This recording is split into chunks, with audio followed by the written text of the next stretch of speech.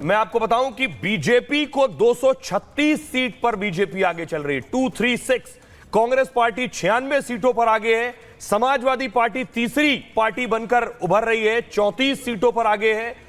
और तृणमूल कांग्रेस 30 सीटों के साथ चौथे नंबर पर है। उसमें एक और है सोहेल कि बीजेपी अभी भी अपना वोट शेयर मेंटेन पिछली बार 2019 के वोट शेयर से ज्यादा है। अभी तकरीबन 40% वोट शेयर दिखा रहा है, लेकिन फिर कह रहे हैं कि अभी काउंटिंग जारी है। ये ट्रेंड्स है और ट्रेंड्स के साथ साथ कई और राउंड गिनती अभी बाकी है। इसीलिए बीजेपी का वोट शेयर फिलहाल जो नजर आ रहा है वो तकरीबन 40% का। ये 543 सीटों के हम आपको ट्रेंड्स बता रहे हैं, जो कि इलेक्शन कमीशन ने दे दिए हैं। इलेक्शन कमीशन के मुताबिक 238 बीजेपी लीड कर रही है। यानी बड़ी खबर यह है कि खुद के अपने नंबर्स पर अभी फिलहाल जो नंबर्स हैं उसमें सरकार नहीं बना रही है। एनडीए के नंबर भले ही सरकार बनाने वाले, क्योंकि और इस वक्त देखिए यहाँ शुभेंदु अधिकारी भी, अगर हम बंगाल की बात करें एक बार फिर से, तो वो अपनी लीड बनाए हुए हैं 19,073 वोट्स के साथ।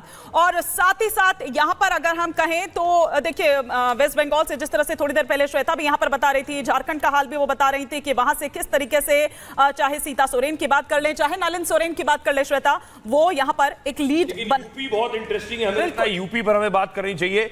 यूपी में हिमानी, आगरा से अब क्योंकि डिफरेंस बढ़ रहा है, आगरा से बघेल साहब जो हैं वो आगे चल रहे हैं 36,000 वोटों से।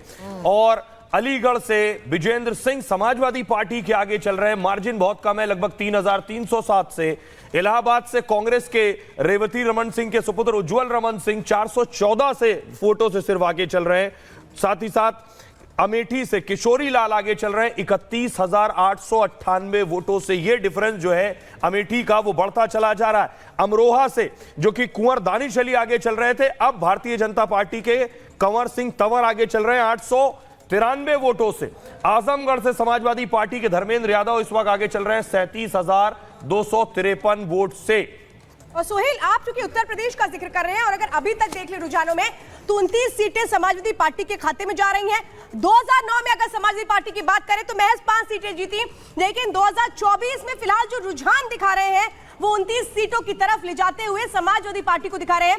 और इस वक्त आपको बता दें लेटेस्ट ट्रेंड इस वक्त देखने को मिल रहा है। चलिए जरा बात हम ओडिशा की भी कर लेते हैं। वहां पर बीजेपी को 16 सीटें मिल रही हैं, जबकि कांग्रेस को 2, बीजेडी को 3।